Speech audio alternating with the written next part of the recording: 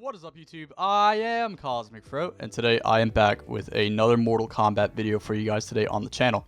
Today is going to be a news roundup video where I talk about all of the information pertaining to Mortal Kombat 1 that has come out within the last week or two. And there is a lot of exciting stuff that has come out, including new balance changes from the balance patch that dropped, Takeda gameplay that Ed Boon actually dropped on his Twitter account. And then we also got some Combat Pack 2 information from a reliable and trusted leaker. He's been reliably leaking for some time.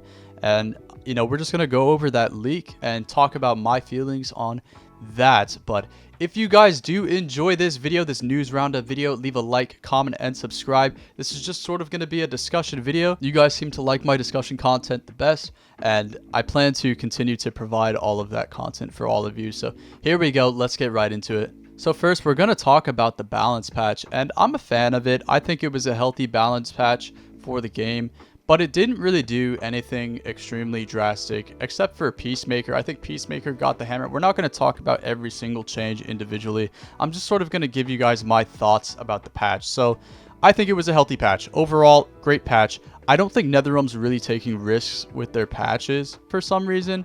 I would like to see, you know, some of the lower characters get some juice, you know, give them some swag that they can work with. But we're not really getting too much. You know, I'll speak for Sub-Zero since I like to play Sub-Zero. His changes were just nothing burgers. Like, it gives him the option to poke off of that 2-1 change going from -7 to -5. It gives him the option to poke and you know, making that low string safe. That should have been a thing since launch. And so I think those were just quality of life changes. That's how I would describe this patch. A lot of quality of life changes for a majority of the cast, and then big nerf to Peacemaker's recovery on the, you know, force field that everybody was having a problem with. And, you know, Johnny just getting the parry nerf, you know, significant nerf to the parry, but all of his strongest things are still intact. Peacemaker's still a decently strong character. And so I think, you know, we got everything we wanted, but there could have been more. You know, I think there could have been more drastic changes to some of, you know, Johnny's frame data, and I think there could have been more changes to the base roster characters that I would have personally liked to have seen. Now, cameo changes sort of similarly. They're sort of playing it safe because I think the system with cameos and base roster fighters can get sensitive for sure. They don't want to break anything, but I think you could definitely add way more or buff way more to the base roster fighters and cameo fighters. Overall, that's just my feeling on the game currently. I think there needs to just be some added spice to the game on top of defensive options, which, you know, I think are severely lacking in the game right now. I think if we add some defensive options to par with sort of a big, you know, buff patch, I think that would be great. I think the spiciest change we got was Sonya's leg grab, which is an overhead now and has 25 frames to startup, which is down from 29 frames. I'm a big fan of that. You know, it just makes it so that Sonya has mix and can do cool things. They also gave Movado plus 50 health. Now, obviously there's more, but I'm not going to talk about everything. We're going to move on and talk about Takeda, which I thought was amazing. Takeda's gameplay looks to be the most exciting that we've seen so far. Ed Boon posted it on his Twitter, and we can just see he's got the Shirai Ryu kunai, which is what I was personally most looking forward to from the gameplay. You know, Shirai Ryu was my favorite variation of Takeda, and I enjoyed that gameplay style for Takeda. Last year, obviously, getting some love here as well. We didn't really see the Ronin lightsabers, but that's okay for me personally. I know a lot of people like that though, so if there's some like heat sword sabers or something like that that make it their way into the moveset at some point, you know, we might see that. We might see all three variations from Mortal Kombat X being put into Takeda in Mortal Kombat 1. I'm really excited to see the air combos as well. We didn't really see much in the way of air combos, so I'm curious to see how that's going to work with the on the ground kunai, if we can sort of set that up and do, you know, really cool set play things with Takeda. I hope his range is pretty good. I hope he can play sort of mid-range and, you know, up close at times if he's got some saber strings. I'm just looking forward to when we do get the combat cast for Takeda. It's also been explained that his gear option is going to be his mask, which makes the most sense. We're going to be able to customize Takeda's mask, and I think that's a cool thing. But yeah, really looking forward to that. And then moving on, let's talk about these Combat Pack 2 leaks. So this is coming from Interloco, who sort of went into the game source code and found a bunch of files and voice files for the characters. And for the Combat Pack 2, what is listed, according to Interloco, the Combat Pack 2 characters are going to be Sector, Cyrax, Noob Saibot, T-1000, Conan the Barbarian, and Ghostface. So, yes, we're going to be getting some pretty cool characters coming into Combat Pack 2. There is a caveat, though. So, we did get some voice files for Sector and Cyrax from Interloco on his YouTube channel. And if you listen, it's clearly female, right? And there's a conversation going around that Sector and Cyrax might have, had their sex bent so that they're female instead of being male, which is interesting. I think personally, I don't have too much of a problem with it. I understand the frustrations with we just have to wait and see how cool it's going to be.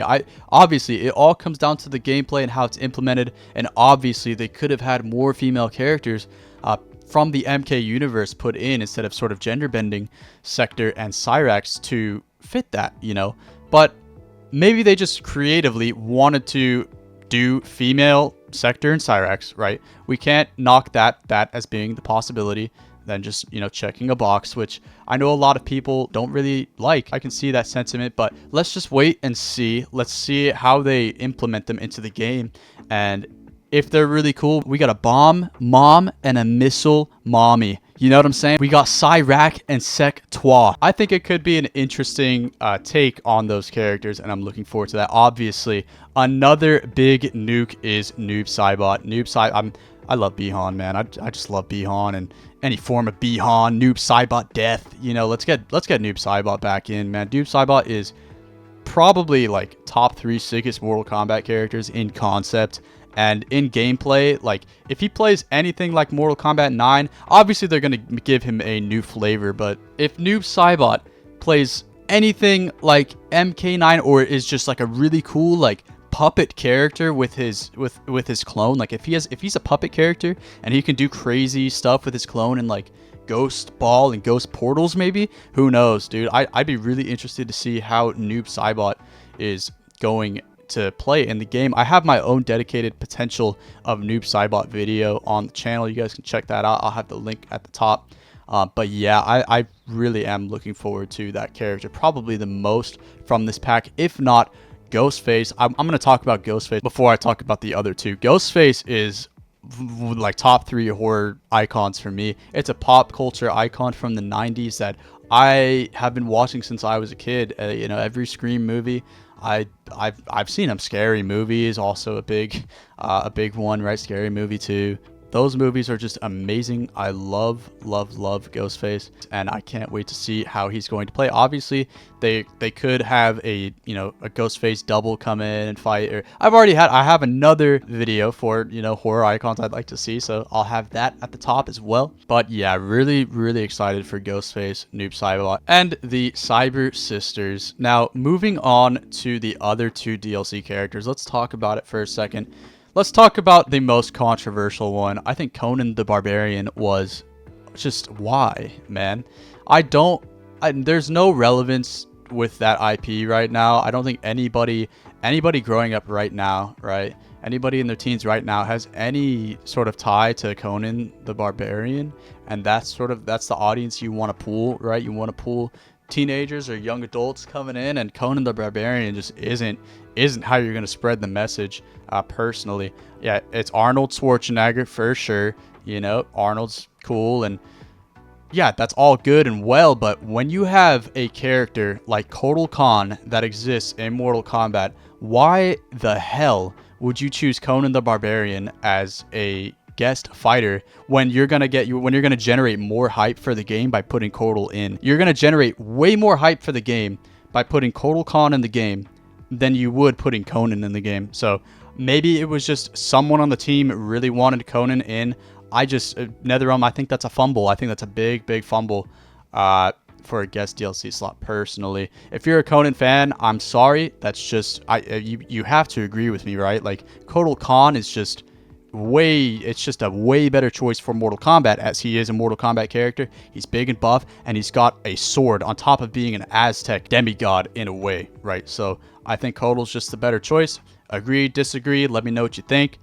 T-1000. Now, T-1000's a little different. I'm actually excited for this. We did have Terminator in MK11, right? The T100 Terminator, which was awesome. But T1000 is iconic. Terminator 2 is the best of the Terminator movies for sure. And T1000 was just, you know, this unrelenting force. He can shapeshift his body with metal and make swords and just cool stuff that I personally would be really interested to see how gameplay wise it's going to work. Honestly, when I first heard that T1000 was coming to the game, I was like, okay, we got the cop team. We got T1000 and Striker. Let's go. Let's rock it. That's the team, baby. We're going to try it out and see how it goes, you know. So, yeah, just looking forward to the cop shop, the cop memes, you know, when T1000 releases. But yeah, guys, that's going to do it for this discussion video. Let me know what you guys thought. If you did enjoy it, leave a like, comment, and subscribe for more base content. And I will be back with another video very soon. Peace out.